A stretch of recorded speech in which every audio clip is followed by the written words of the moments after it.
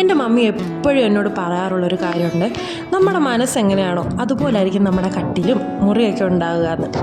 ഈയിടെയായിട്ട് എക്സാമും മറ്റു കാര്യങ്ങളൊക്കെ ആയതുകൊണ്ട് തന്നെ എൻ്റെ മനസ്സ് കുറച്ചധികം മോശമായി കിടക്കുകയായിരുന്നു കേട്ടോ. അതുകൊണ്ട് തന്നെ എൻ്റെ ബെഡും അങ്ങനെ തന്നെയായിരുന്നു കേട്ടോ.